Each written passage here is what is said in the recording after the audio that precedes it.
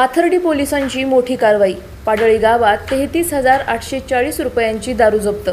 2 आरोपींविरोधात गुन्हे दाखल।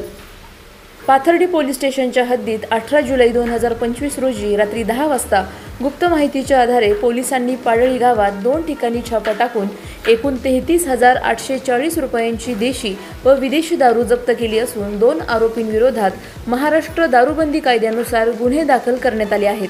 पोलीस निरीक्षक विलास पुजारी यांच्या मार्गदर्शनाखाली 2 स्वतंत्र पथके तयार करण्यात आली। या पथकाने गुप्त बातमीदाराकडून मिळालेल्या माहितीनुसार पाडळी गावातील 2 घरांवर एकाच वेळी छापा टाकला। पहिल्या कारवाईत रावसाहेब बाबूराव फुलमाळी यांच्या घरातून 15,360 रुपयांची देशी व विदेशी दारू मिळून आली।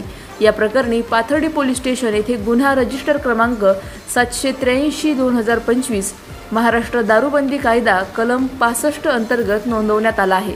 दुसऱ्या कारवाईत सिनप्पा बाबूराव फुलमाळी यांच्या घरातून 18,480 रुपयांची देशी व विदेशी दारू जप्त करण्यात आली असून त्यांच्या विरोधात गुन्हा रजिस्टर क्रमांक 785/2025 कलम 65 अंतर्गत गुन्हा दाखल करण्यात आला आहे।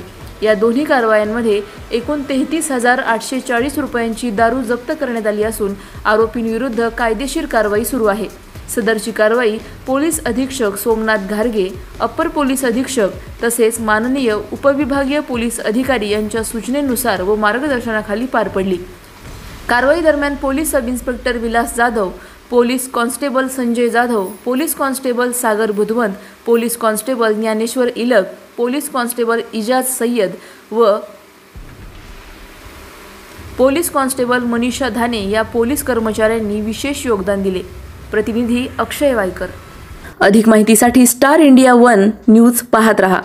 चॅनलला सबस्क्राइब करा आणि अशाच अपडेट्ससाठी बेल आयकॉन दाबा।